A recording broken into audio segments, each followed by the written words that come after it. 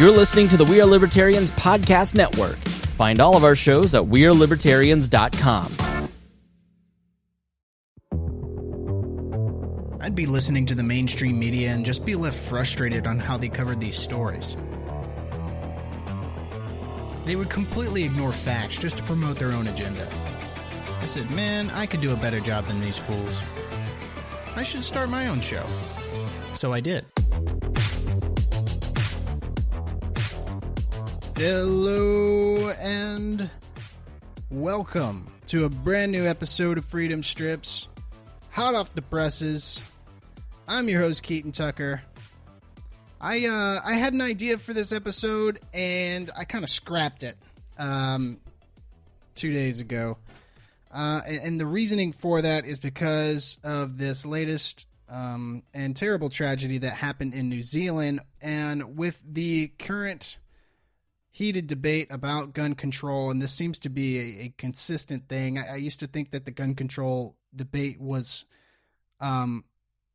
pretty boring and it wasn't really going anywhere. Everyone kind of had their opinions on the topic already. Most people that you talk to already have their opinions. They're not really changing their minds, but I thought it would be beneficial to talk about guns and gun control and the Second Amendment this episode, because there is far too much misinformation and just outright lies about the facts about guns and gun control. And so my guest that I wanted to bring on was my good friend Matt Bell. I wanted to have him back because Matt lives in Georgia. He's an avid hunter and he knows a lot about guns, and I know that he can express his opinions very eloquently. So Matt Bell, thank you for coming on again, brother.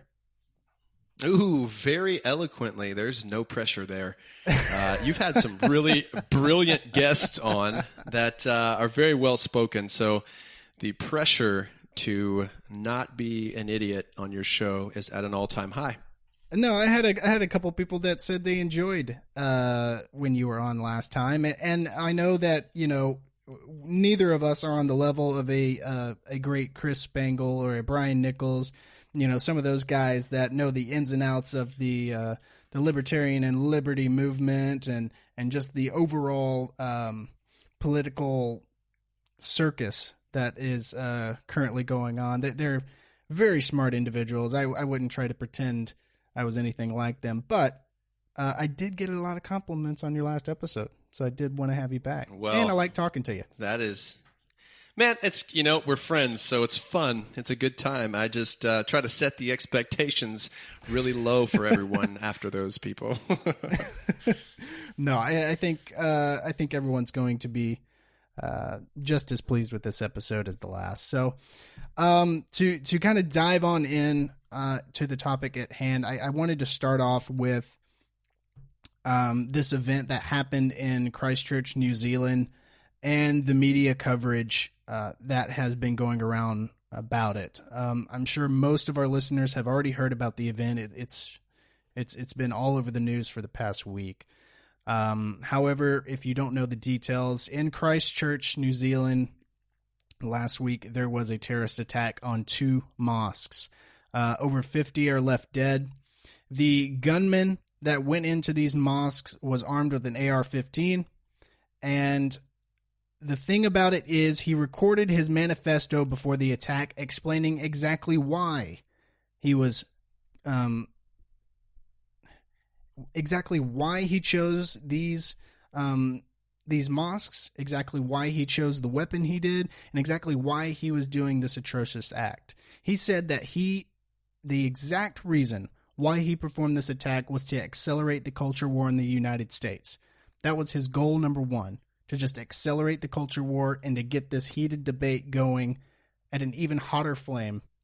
He knew exactly that if he used the AR-15 specifically, if he targeted Muslims specifically, and in a place of prayer, he knew that all of these items would spark a fire underneath this culture war in an already heated culture war in the United States.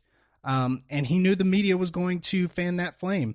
He said that the left media would go immediately to blame Trump and the right would go and shift blames, and they would just be at each other's throats. And what did the media do after knowing this? They fell right into his trap. They did exactly what he wanted to do.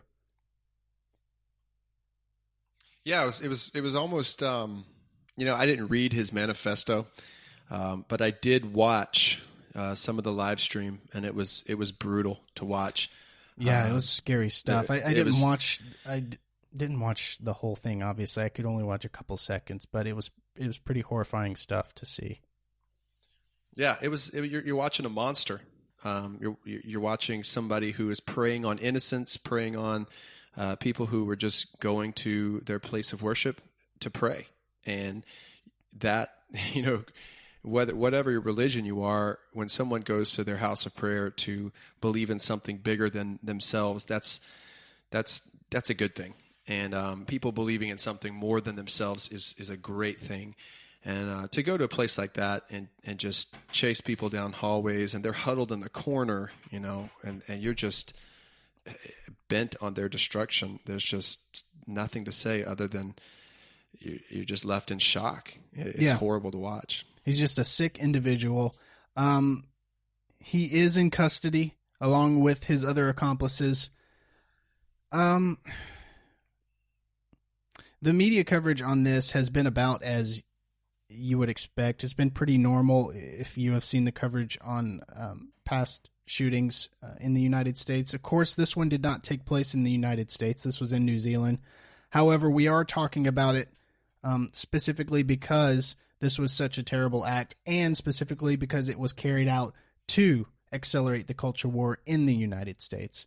And so with the media coverage, what I wanted you to hear and what I wanted the listeners to hear was what exactly the left was saying during this attack. So what we have is Brooke Baldwin coming in from CNN, and let's take a listen to what she had to say.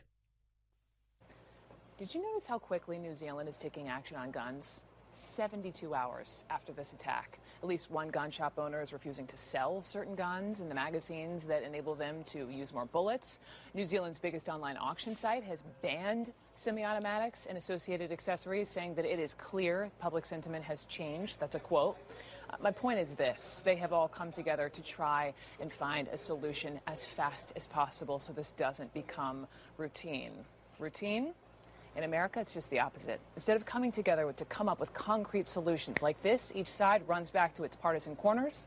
Sales of guns often go up after mass shootings.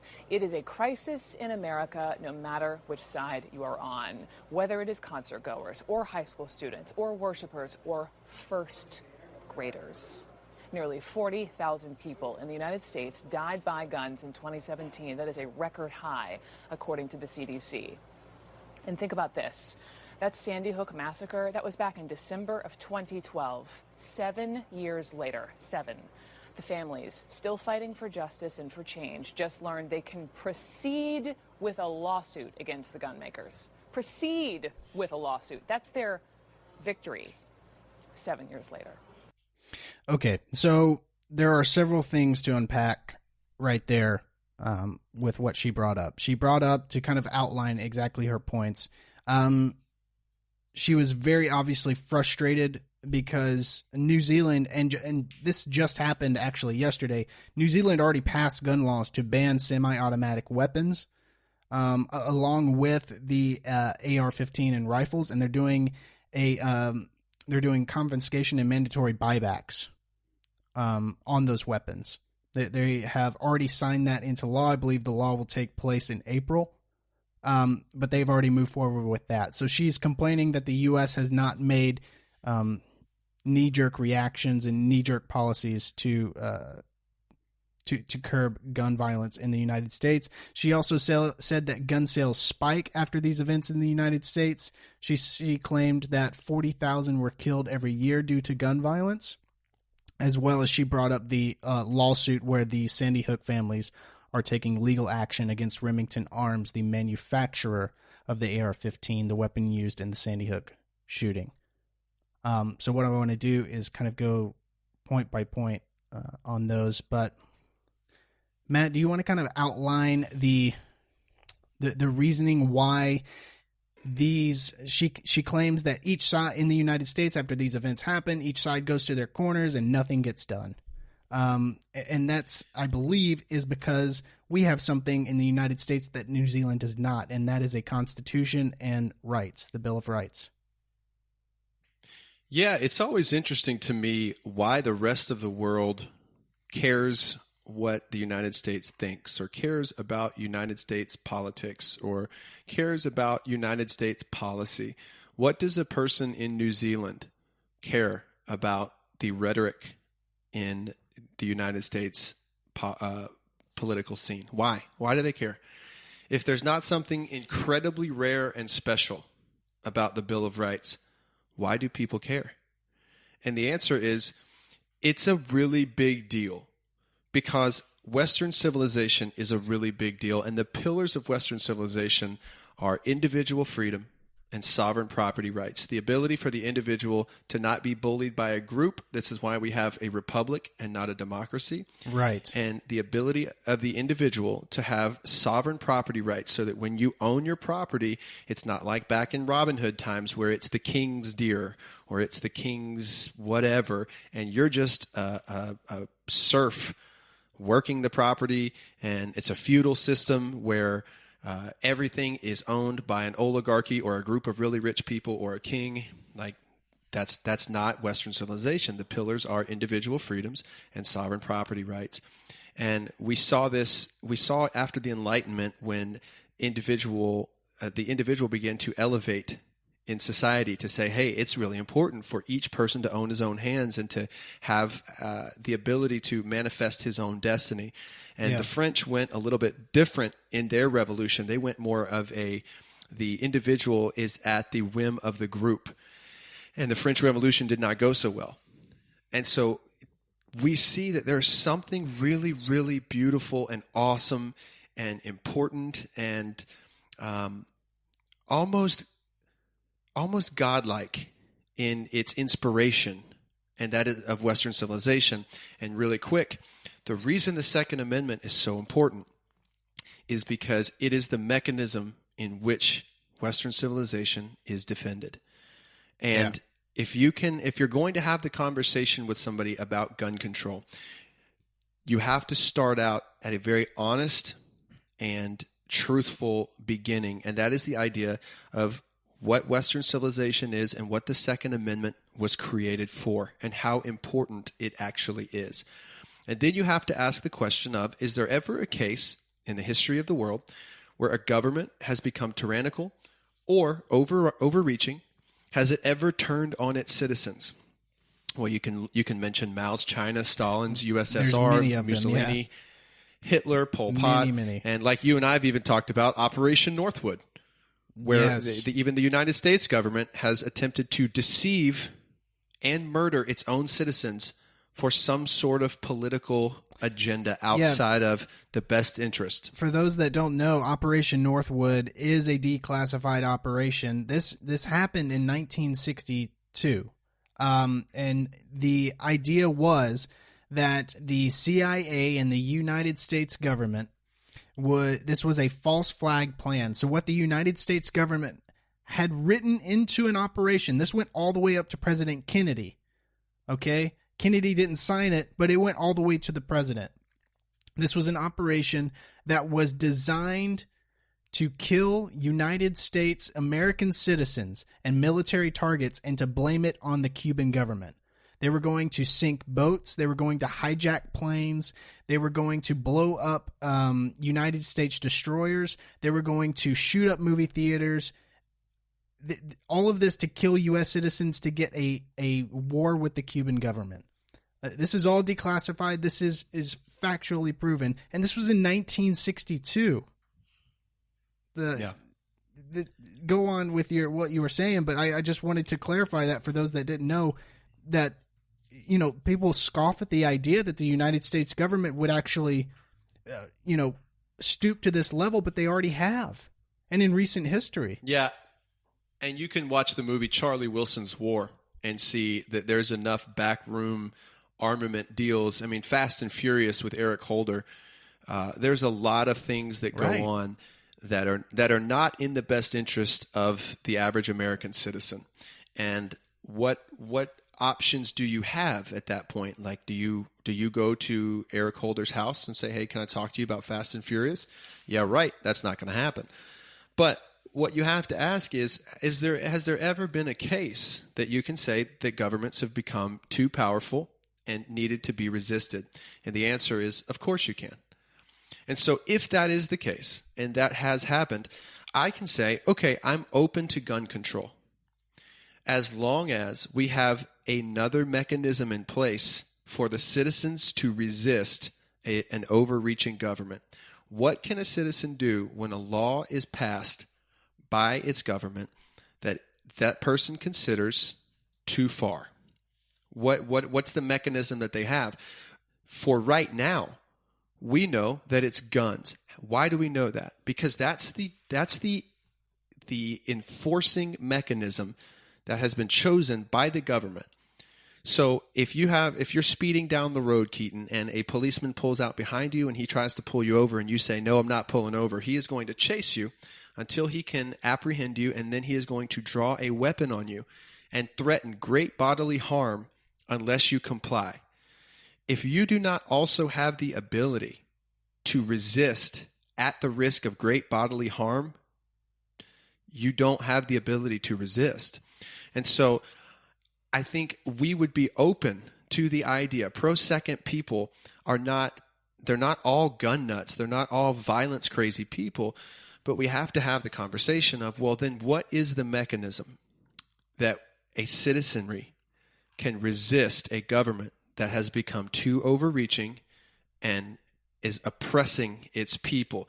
Because if it's not guns, and it's interesting that the Second Amendment doesn't say anything about guns. It says arms.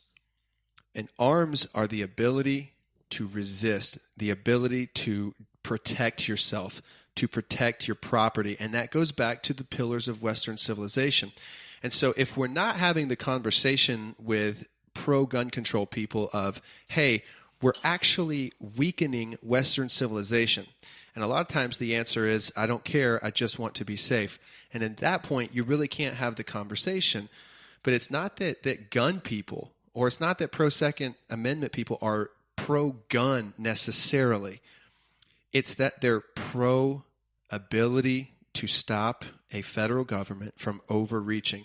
And the reason that is because our founding fathers wrote it in. The First Amendment, free speech. You have to be able to have whatever ideas and opinions you want, and you can say them, and no one can do anything to you.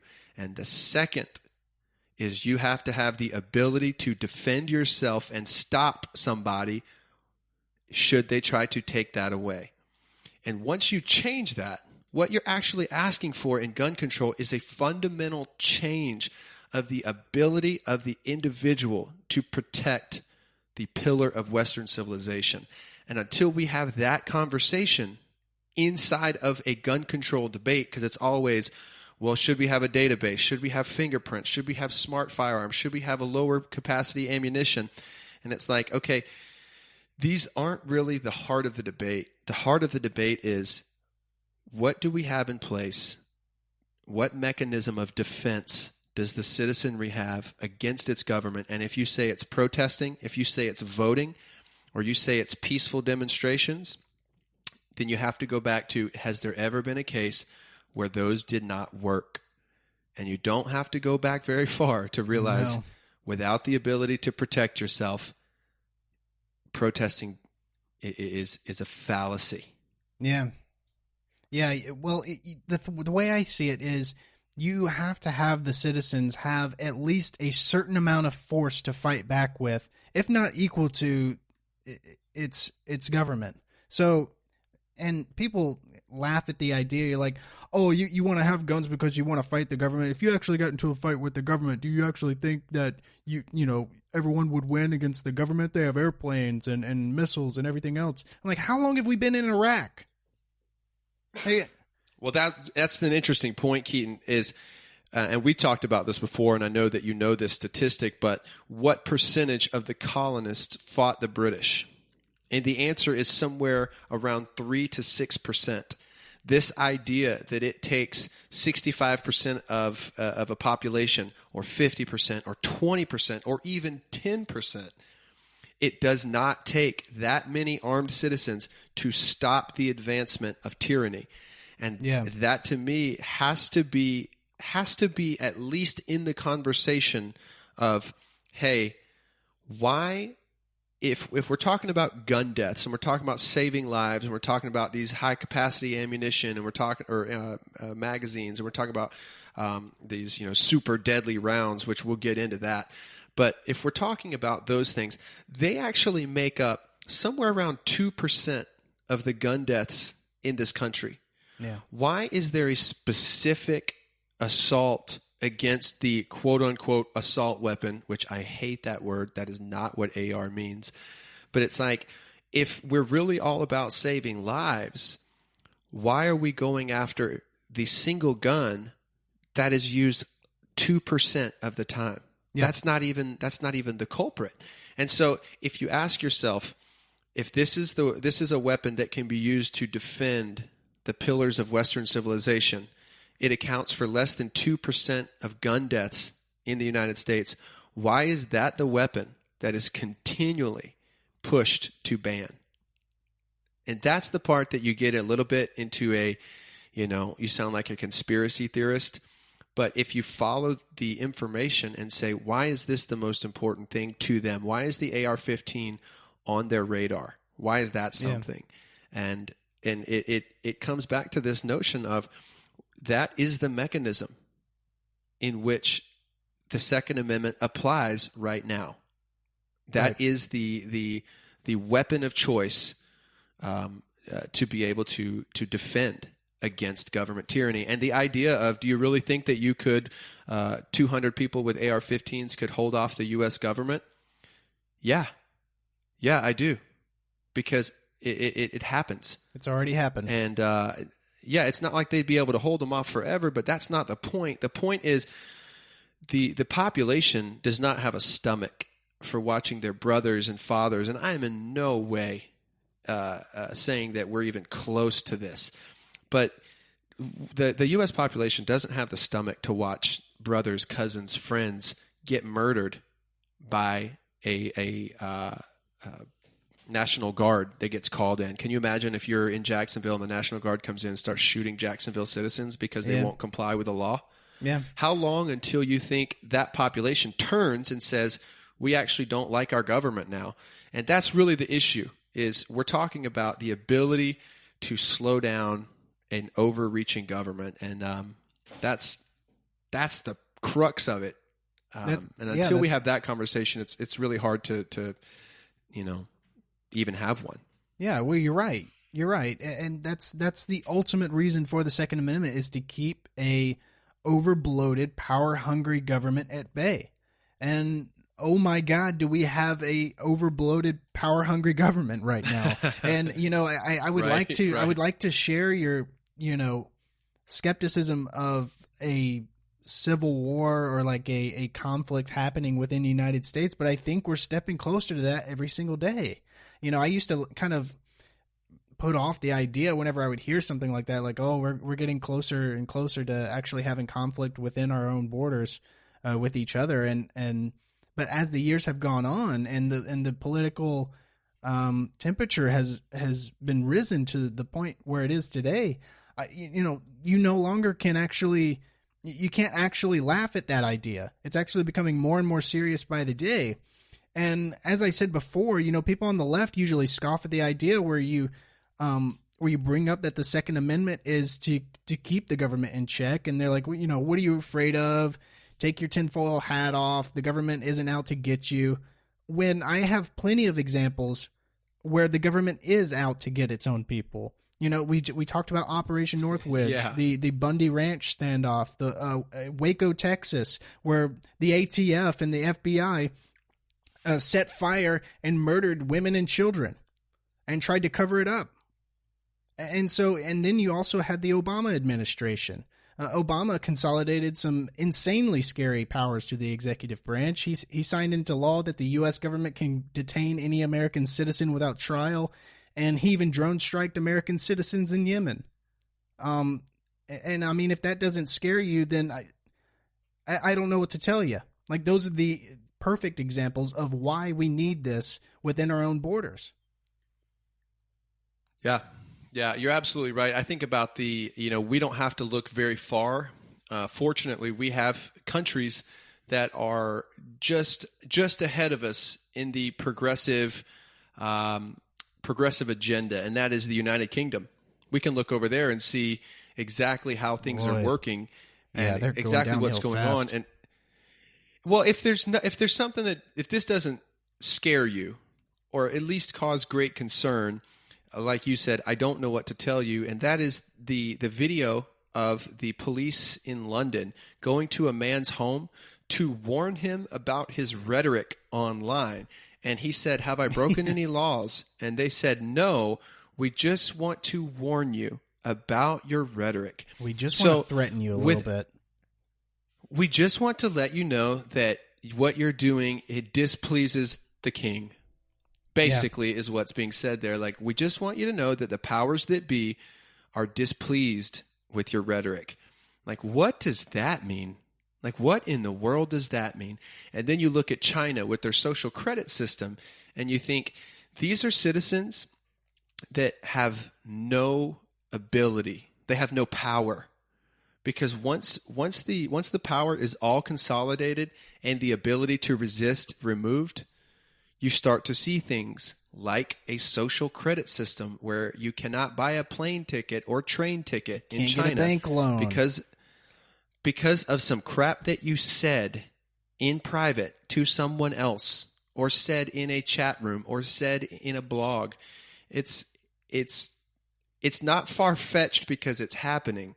And so it always is interesting to me that why does the rest of the world care about our Bill of Rights? Why does a shooter in New Zealand shoot a bunch of innocent Muslims and say, "I'm interested to see what the American system does with this"? It's because what the American system is unique, it's beautiful, and it's worth protecting. And there's all this commotion about our system. And it's because we're the only ones that have it. We're the only ones that say the individual is the most important thing. And that is a pillar of Western society. And every time we slide, for whatever reason, whether it be security, whether it be the best intentions, and we all know that the pathway to hell is paved with good intentions. Yeah. It's like all these good intentions are eroding Western civilization. And we know it's like we know where this goes.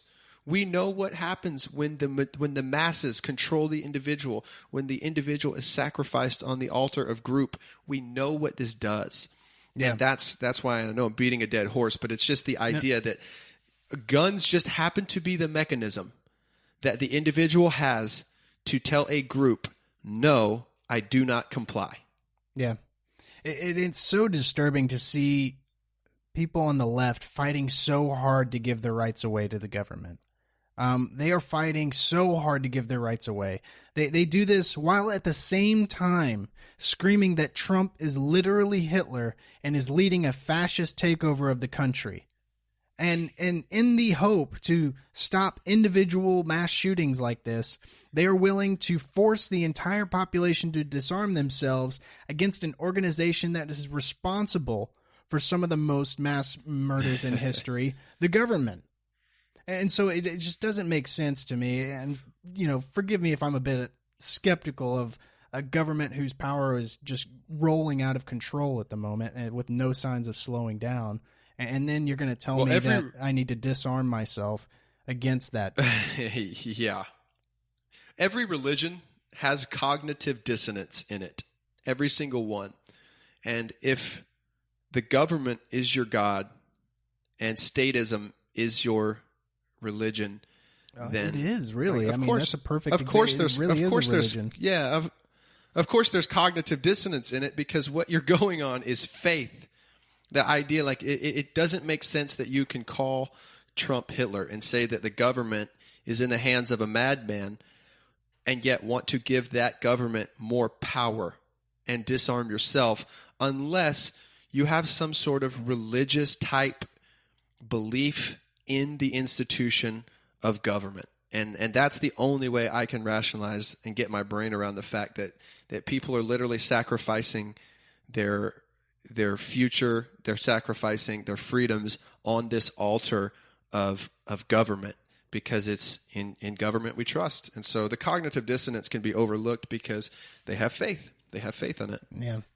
Well, some of the other things that, to kind of jump back into some of the things that Brooke Baldwin at CNN brought up about this shooting, she complained that gun sales in the United States spike after these events. And Dave Smith over at Part of the Problem, he had a great take on this line. He said, "Yeah, I wonder why gun sales spike after an event where people watch a live stream of unarmed people just get slaughtered. I wonder why that is. I wonder, maybe it's because people don't want to be in that situation. They saw what happened when they weren't prepared for a terrible situation to happen. And you actually see this in New Zealand now, where you have citizens relinquishing their guns to the government. They're traveling down to local police stations and turning over their weapons. And for what? Like, for what? Yeah. Like, you don't know. Who's to say? Who's to say that someone doesn't break down your door tomorrow and threatens you with a weapon and you can't defend your family? It's mind-blowing to me. And she also brought up... Keaton, those are... I was going to say, those are good people. The people that are doing it are people that don't want anything to do with violence. And they don't want anything to do with, quote, being part of the problem. And they've been convinced that somehow this inanimate object that sits in their house is part of a problem and it condones violence. And they've ascribed these attitudes and beliefs to a piece of metal. And they think that by getting rid of that piece of metal, that they have somehow ridded the world of a symbol of violence. And these are good people. Just terribly misinformed and terribly misguided, in my opinion. It really, well, absolutely. Yeah, no, it is sad to see such, because they have the purest of intentions while they're doing this. It's just, it hurts me to see them do this because they're so uninformed and uneducated about, it's like they're doing it purely off of emotion. They're not even thinking about it logically. Another thing that Brooke Baldwin brought up, it was she said that 40,000 were killed per year due to gun violence. This number is correct. However, it's very misleading. 2/3 of that is suicides, and a vast majority of those left in the 1/3 is from gang violence. And a vast majority of all of these are with handguns, not even rifles. And we'll kind of get into the numbers later on, but I just thought that, she doesn't dive into, a vast majority of this 40,000 is with suicides, and with the 11,000 left, maybe around 400, 500 were from, it's more of, let's see, I have the exact number here. 463 were from rifles.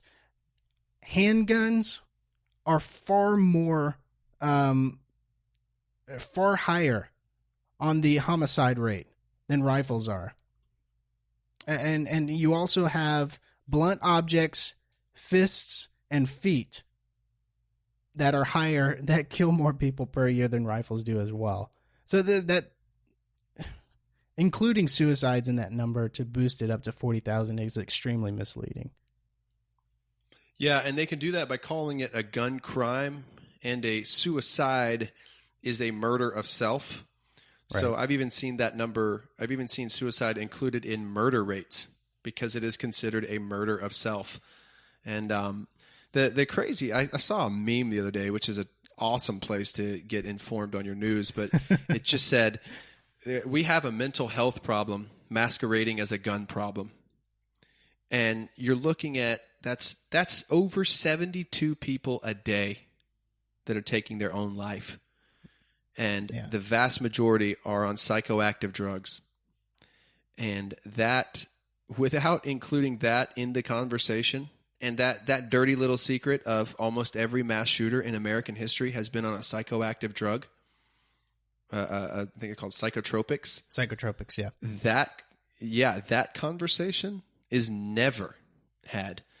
And it kind of goes back to that whole, until you can sit down and have an honest conversation about all the factors and what is actually at stake, until you can have the full conversation, these CNN, Fox News, MSNBC, whichever your source is, these quick talking points of this, that, or the other. You know, one of the things Brooke Baldwin failed to mention was at the end of every shooting, there is a call for legislation to make guns illegal. Well, of course you're going to have people buy guns. It's a supply and demand. You can watch the Cola Wars, the documentary on Pepsi versus Coke, when Coke suspended Coke Original and you couldn't find it anywhere. When they reintroduced it, it exploded.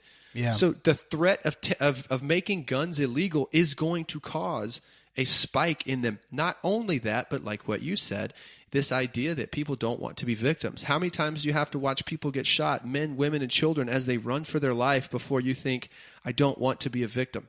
Of course, the only option that you have is to arm yourself with the mechanism to defend yourself. Yeah. And so there's so many things that just in a little smattering of, blah, blah, blah, blah, blah, there's so much wrong with what she said because it's misleading at best. And you hear a lot of just really very often whenever you hear news anchors or political figures talk about guns, most of the time these people are severely uneducated on the subject. You're most likely being fed gross misinformation or just straight up partisan lies. So what I wanted to do, we'll kind of move into this next topic here. I want to kind of focus on the misleading topic points, or like some of the popular misinformation that is spread during these times and during these debates. And one of the first items I wanted to cover was you see semi-automatic and automatic conflated constantly, and so. To kind of start us off, Matt, why don't you explain for the listener who may not know? I know a lot of my listeners may already know this, but a lot of people don't know, and they hear this on the news, and they think when someone says semi-automatic, it's an automatic weapon, when that is definitely not the case. So why don't you kind of outline the difference between semi-automatic and automatic for the listeners? Sure. If you own an automatic weapon, it's illegal. It's a felony. And if you own a semi-automatic, it's legal. Yeah. The main difference is if you have an automatic weapon in your hand and you pull the trigger and hold it, it will continue to fire. And you got to think like a machine gun. It's just going to keep firing until the gun or the weapon is out of ammunition. A semi-automatic requires you to pull the trigger every time you want a bullet to fire. So an automatic fires automatically. You pull the trigger and it continues firing. If you have a semi-automatic, which is legal, automatic's illegal. No one is allowed to have those except special licenses under special circumstances. Yeah, very few cases where you have to get very specialized licenses to be able to buy those weapons. But majority of the time, the public is banned from those. And the thing about a semi-automatic is most weapons are semi-automatic these days. You have some bolt-action deer rifles, you have some pump-action shotguns, but for the most part, most weapons, when you pull the trigger, the gun fires, and then you pull the trigger again, it fires again. One pull, one bullet. That is the difference between one trigger pull, one bullet. Now, a lot of times the automatic, it was designed, and I know there's people who will disagree with me here, but it's mostly used in suppression fire, meaning when troops are moving, they will have a couple people shoot in what's called a burst, which is and what that does is it keeps people's heads down, the enemy's heads down, so they don't get shot at. And so the federal government said, we don't really think that the citizens should have this. And guess what? Almost everyone agrees. You have some hardcore people that say, every gun law is an infringement. But for the most part, the NRA did not fight that. They said, okay, that's fair. It's okay not to have automatic weapons. And we're all okay with that. So this idea that there's a bunch of automatic weapons out there, that's just not true. Yeah. So like Matt said, nearly all guns are semi-automatic. So when you hear these talking heads on the news say that they're not going for your guns, they just want to get semi-automatics, you're like, well, that's a vast majority of the guns That's that you would a lot take. of guns. That is almost all pistols, aside from revolvers. A vast majority of rifles that you would take. And so, what I wanted to play for you and the listeners is, I've heard this so many times with this semi-automatic and automatic conflated. This is CNN's Don Lemon. Don Lemon, who has a very strong opinion on gun control. He doesn't know the difference between a semi-automatic and an automatic rifle. Let's listen into this. Says that you and I can't just randomly go out and buy an automatic weapon, so let's deal with the facts here. A semi-automatic weapon is a gun that you and I are allowed to own, and in different places they have different rules. But to imply that anyone can walk out and buy an automatic weapon is just not true, Don. What do you mean anyone can't? Well, listen, during the theater shooting in Colorado, I was able to go and buy an automatic weapon, and I, maybe have shot a gun 3-4 times in my life. I don't even live in Colorado. I think most people can go out and buy an automatic weapon. Don, what is your definition of an automatic weapon? What is your definition of an automatic weapon? Well, for me, an automatic weapon is something that you can shoot off a number of rounds very quickly. I was able to buy an AR-15 within 20 minutes in a state of which that I'm not a you don't know, in all due respect, you don't know what you're talking about. An automatic weapon is when you pull the trigger one time and it continually shoots off. One after another after another. A semi-automatic weapon. I can do that with my AR-15. You're getting into semantics here, because it's not semantics. Hang on, automatic. One is semi-automatic. You're getting into semantics. He's really saying you're getting into the facts. I don't know what I'm talking about. Let's. I'm just going to blow you off right now and say you're getting into semantics because you're calling me out for something I don't understand. And so it's so infuriating to hear this. And so it's like, I can't. I used to want to give these people the benefit of the doubt that they're just ignorant. But this exchange right here is so interesting because not only is he told the truth, he's like, no, AR-15 is not an automatic rifle. It's a semi-automatic rifle. It's not automatic. He's like, what is your definition of an automatic weapon? And then this goes into like the whole my truth versus the truth. And I just absolutely hate that term, my truth. There is no my truth. It's just the truth and not the truth. And so he's saying, what is your definition of an automatic weapon then, Don? And he says, well, to me, the definition of an automatic weapon is that I can fire off individual rounds very quickly. He's like, well, there is no your definition of an automatic weapon. There is no, well, for me, an automatic weapon is this. No, there's already a definition for that. And what you have is an AR-15, which is a semi-automatic rifle. It does not have an automatic setting on that. It's just, man. And then you also have... Alex... Go ahead. I was going to say, Alexander Solzhenitsyn has a quote that says, everything that you add to truth only subtracts from truth. And like you said, you never want to ascribe malice when ignorance will do. You never want to assume that somebody has bad intentions. We should first assume that they might not know. But the fact that this guy is trying to explain to him that you're wrong, like what you're saying is wrong, and he just buries even further and shakes it off as saying, well, you're just getting caught up in semantics.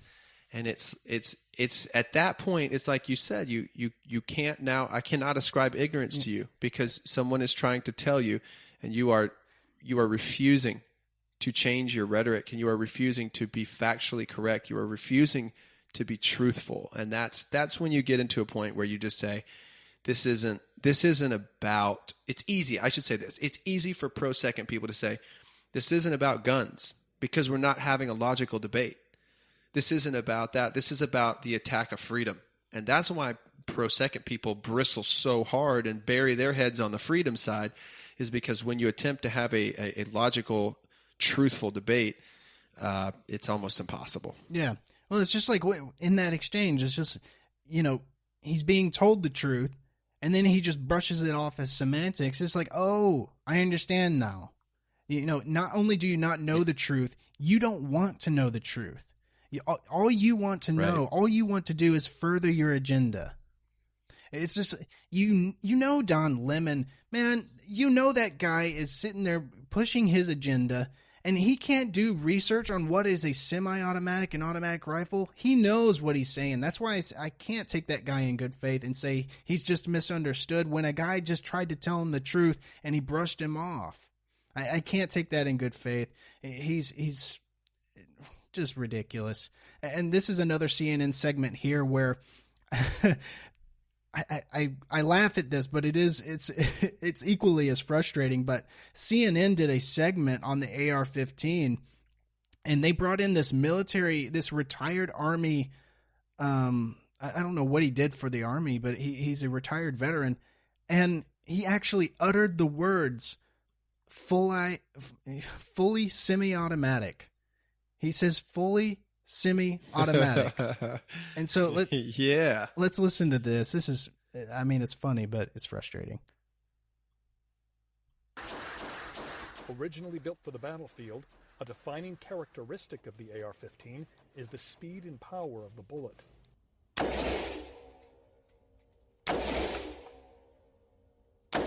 Now those are single shots. If I wanted to fire this on full semi-automatic, all I do is keep firing. Now, I won't probably hit the target when I do this, when we look at the target later on, but I'm going to fire about 5 shots. Okay. It's a weapon designed to inflict maximum damage. That's hard. That one's tough. That one's real tough. It's so frustrating because this guy is from the military. He knows better. He should know better. And it's so frustrating to hear him say full semi-automatic. That's not a thing. It's just semi-automatic. Okay, one trigger pull, one bullet. And what they're obviously doing is they're trying to associate semi-automatic with full automatic. So full semi-automatic. And so it's just so frustrating to hear that. And CNN ran this segment. They knew exactly what they were doing. Imagine that you're scrambling eggs, and I say, "Here I am scrambling eggs." And I scramble my eggs, and then I go, "If I want to go full scramble, I go like this, and I just scramble them faster." It's like that's not a thing. That's just not scrambling something. eggs. It's the same thing. There's no such thing as a full scramble. Like once the yolk is broken and you've scrambled them, that's what they are. A semi-automatic is a semi-automatic. There is no full semi-automatic. It's either an automatic or a semi-automatic. There is no full, like that whole, and it just seems like we're trying to confuse. It just makes it as confusing as it can possibly be. Well, that's what they're trying to do. That's the only explanation I have for that is they're trying to confuse people with the terminology of semi-automatic and full automatic. And when you're talking about policy, and this is where I keep coming back to this, when you're talking about something as important as the Bill of Rights, semantics do matter. They are so important. They absolutely matter. And to just write them off, it's such a scary thing because you're like, at best you're ill-informed, at worst you're a threat to Western civilization. But one other thing I wanted to mention in there is this idea that the AR-15 was built for the military. It was not. The M4 and the M16 are built for the military. AR stands for Armalite, which is the company that makes the AR-15 or that designed the AR-15. It does not stand for automatic rifle. It does not stand for assault rifle, which what does that even mean? And it's that whole notion that it is a military rifle. It is not. Secondly, the idea that the rounds were built to inflict maximum damage. What round is designed to inflict minimal damage? Right. Because that's what I want to see. Well, it does shoot a smaller caliber round.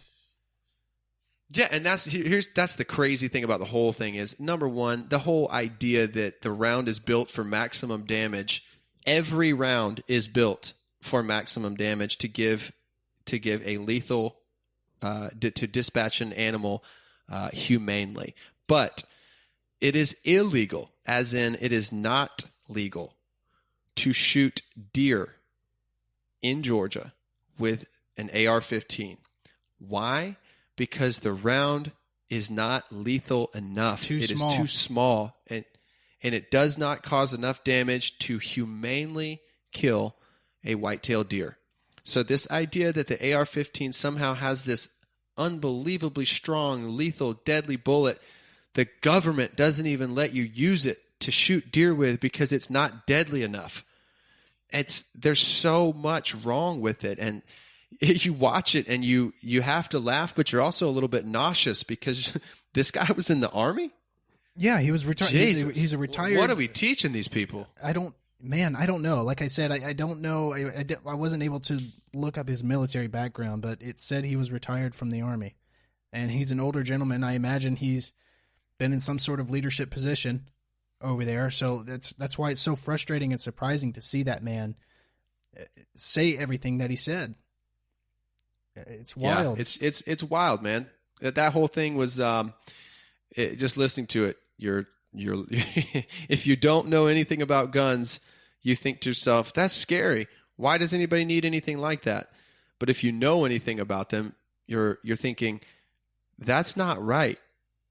None of this is not how it works. That's not how any of this works. Yeah, and if you wanted to be a madman and actually inflict maximum damage, there are far many weapons that work just the same as the AR-15 that shoot larger rounds, and you can shoot it at this exact same rate and load the exact same amount of ammunition. And the thing is, like, they're making this out to be the boogeyman because it's what it is. It's like they say it's cool looking. It looks like a military grade weapon, right? So it's because it's a scary look. Where you can get the exact same rifle in a wood stock and there's wooden paneling all over it. It's the exact same weapon, and most people wouldn't ban that. Yeah. And it's just it's wild. And so the next thing I wanted to cover, another popular misconception that you see in the news, is they tout that gun-free zones actually work.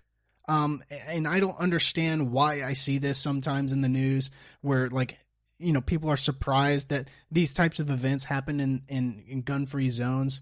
And so I did some research into this, and the study that I pulled up here, which is an unbelievable study, it's done by the Crime Prevention Research Center. They found that mass public shootings keep occurring in gun-free zones 97.8% of the time, at 97.8 of attacks since 1950. 97.8 of mass shootings take place in gun-free zones. That's a lot. Well, I mean, it just makes sense. Like, if you are a mentally ill person that wants to inflict maximum damage on the population, where would you go? Like, where else would you go? And why would you advertise these areas? It also tells you that mass shooters are cowards. They're not brave individuals. It's not like they're going to a place where they're expecting a fight.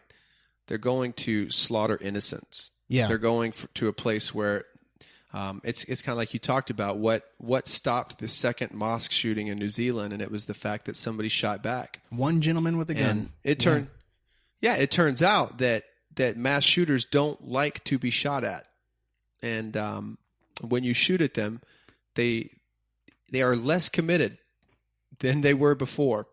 But 97.8, that should tell you that gun-free zones are ineffective. And that kind of takes you to another whole topic, Keaton, and that is the idea that limiting some guns isn't going to do it.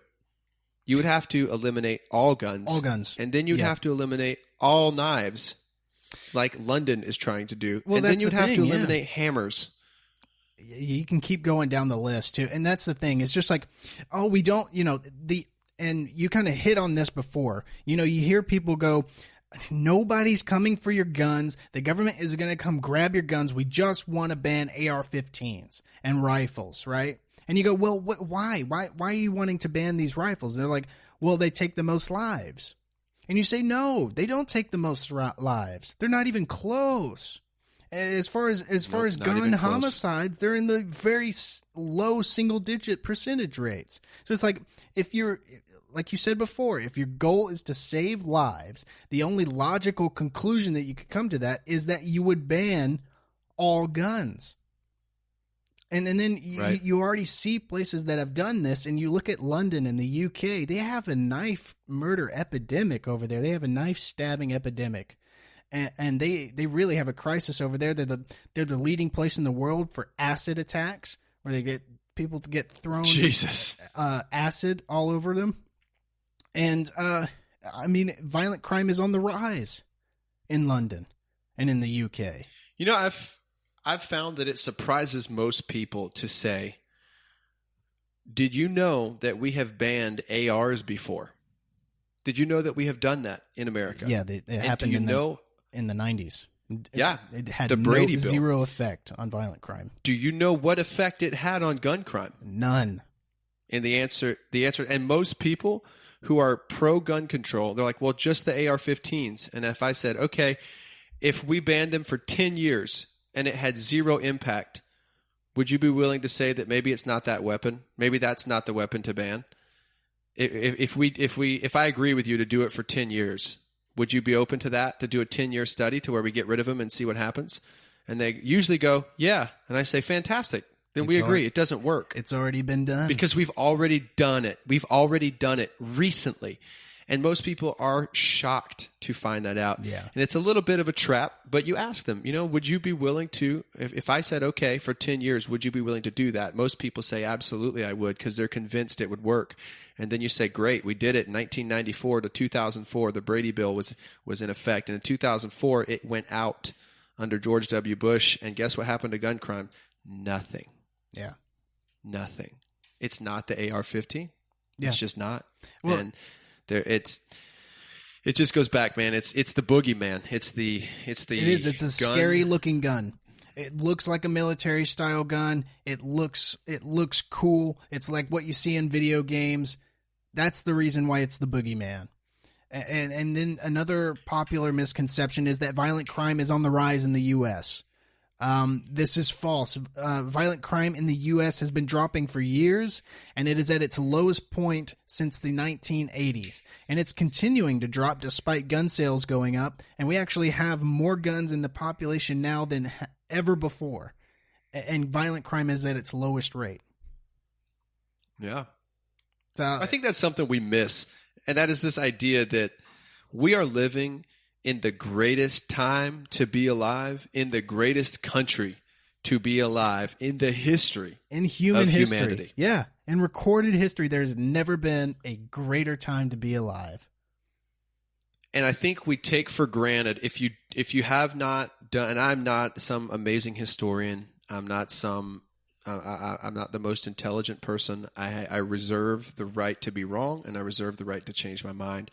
And I'm open to it. And there are really smart, great people on both sides of the conversation. But if we're not at least factoring in this idea that individual freedom and sovereign property rights are very, very rare in human history. Very, very, almost non-existent. Nobody else is doing this right now in the world. Yeah, I mean, it's about the United a 200-year States is the only place. It's the only place that has the Second Amendment that says the citizens have the right to defend themselves against their own government. Well, if you're looking for global control, that's a huge liability. Why in the world does New Zealand, Australia, China, the UK, the European Union, why do they give a crap about our Second Amendment? Why is Piers Morgan over here trying to lecture us on our gun culture? Why does he care? And then when we dive into the actual statistics, the arguments that he had didn't even pan out. No, they don't hold. It's any like, why water. do they care? And then when you try to have a conversation, there's so many misstatements, and I don't want to call them lies because I don't want to assume on their character, but there's so many misstatements in their arguments.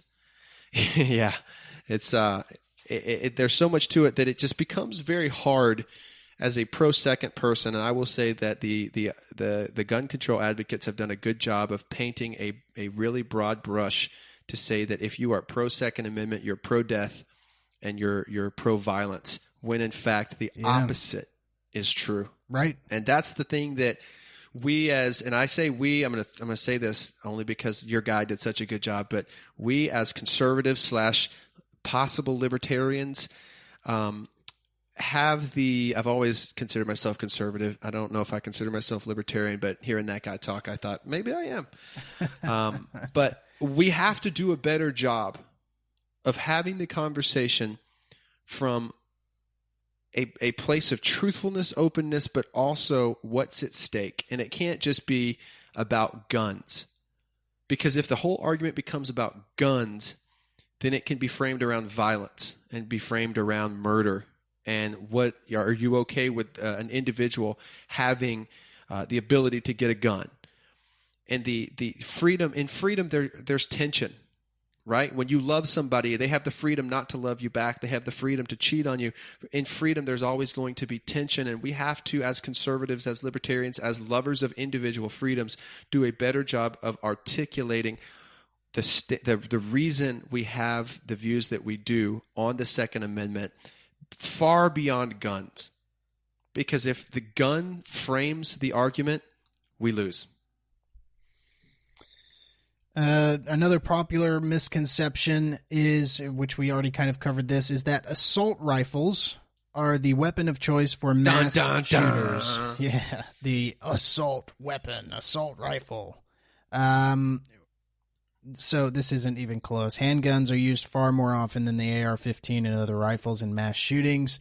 In fact, knives, blunt objects, and even hands and feet kill more people than the AR-15 and other rifles every year, according to the FBI. So I will link all my sources. I will have all my sources in the show notes. If everyone wants to take a look at those, let's see for themselves, make sure I'm not lying. I'm telling you, I got it from the FBI. I got it pulled up right here. Next point, the good guy with the gun talking point is a myth. You see this all the time, especially on the left-wing media. You see, the good guy with the gun talking point is a myth. The only way to stop a bad guy with a gun is a good guy with a gun. That's just not true. Well, it actually is true. And the reason I know this is because the CDC conducted a study in 2013 that confirmed defensive use of guns far outweigh violent uses of guns. So what I want to do here, I want to read a little bit of this. So the study says defensive use of guns by crime victims is a common occurrence, although the exact number remains disputed. Although all national survey estimates indicate that defensive gun uses by victims are at least as common as offensive uses by criminals, with estimates of annual uses ranging from about 500,000 to more than 3 million, in the context of about 300,000 violent crimes involving firearms in 2008. So, that means, at its lowest estimate, guns are used just as often as they are, they're used just as often defensively as they are offensively at 500 to 300,000. And at its highest estimate, they are used defensively 10 times more than they are offensively. Yeah. Those statistics kind of stand on their own. One quick thing I would add to the mass shooting statistic you mentioned, that is, there are somewhere around 13 definitions of what a mass shooting is. So we can't even come to a consensus on what that is. The CDC, the FBI, the ATF, they all have different definitions of what a mass shooting is, and it moves around depending on what numbers they need to get. Yeah, the statistics are easily skewed. You'll see left-wing statistics that incorporate shootings where no one was killed, there was just a gun discharged in an area where there was 3 or more people. That doesn't mean people were dead. So you see these studies where, like, America has the most mass shootings, the most mass shootings in the world. You know, the mass shootings are on the rise. And if you actually take a look at those studies and you actually find, I believe the study that was fed around all of the media outlets where they got this like 300 mass shootings in a year number, that was from Reddit. Something crazy. Yeah, it was the source. God. The source was from Reddit, and what they actually found, and I'm going to try and remember this as best as I can. And what they actually found is a majority of those, no one was actually killed. It was just, and I believe one of the shootings that was added in that study was with a BB gun, where kids were playing with a BB gun and one of them got hit with the BB. And so that they added that to the mass shooting number. So you got to take. And you think about it in gang activity, a lot of times there's more than 3 people around when the weapon is fired. Yeah, that's going to count. That's going to skew your data if you're including that. Now, some don't, but it's what I'm saying is it's just difficult to get a good starting point because somebody can hit you with a study that just sounds unbelievable, and it's because, well, you shouldn't really believe it on its face. Yeah, it's cherry picked data, and the best thing I tell people to do is look at it for yourself. If you see something, if you see a study that they're talking about on the media, or if you see it on social media, Facebook, and all these different sites where you see your friends talking about it, just take a look at it. Like, go and see how they actually found those numbers. It doesn't actually take too long to look at these things, and then you can see how bunk it is. Yeah, and I know that we're getting a little crunch for time here at the end, but the last thing that you talked about was the good guy with the gun is a myth. If the bottom statistic is true, then guns are used at least as often to save lives as they are to take lives, and at the most, it's 10 times as much. The question that you have, we go back to this whole idea of don't ascribe malice when ignorance will do. But if that's true, if the CDC did not make that statistic up, then why are we going after guns when the good does, in all likelihood, far outweigh the negative? Why? Why are we doing that? And you can draw your own conclusions, but that's where I come back to, Keaton. We have to get better as conservatives, as people that want more than anything to protect the Bill of Rights and to keep it sacred and to keep this Western civilization of individual freedoms and sovereign property rights. If we want to keep that going, we've got to get good. We've got to get better and more proficient at articulating our stances and why they are the way that they are. And the reason that we quote unquote entrench into our guns is not that I'm entrenched into a gun. It's that I am entrenched that there be a method or a mechanism intact in which the citizenry can resist a tyrannical government. Yeah, I completely agree. And hopefully this episode can, hopefully some people learned a couple things that they may not have known. If anything, I hope that this can kind of sharpen you and prepare you for conversations that are very likely to come up in your life with either people online, whether it be online or in person. You need to know these things. This is an important debate. This is the line that will need to be crossed if something is going to happen in this country. So that they're going for the guns. They want the gun control. This is the line in the sand. If something is going to happen with balkanization, or, if the country is going to split in two, if there's going to be a conflict in there, this is where the line in the sand is drawn. And what you have to do is you have to educate your fellow people around you, and have a civil conversation about it. But Matt, thank you for coming on, my friend. I had a lot of fun talking to you. You said a lot of great things that I think the listeners will appreciate hearing. Sure, man. I enjoy it every single time. And like I said, I reserve the right to be wrong, and I don't know everything. So if I've said something that you vehemently disagree with, message the show, and Keaton will get that message to me. And I'd love to learn something that maybe I don't know. Absolutely. Yes. So we'd love to hear from you. If you listen to this, if you disagree with us, if you agree with us, any comments are welcome. Just message us on Facebook. You can find us at Freedom Strips. If you haven't already, check out Bell House Chats. That's Matt's podcast.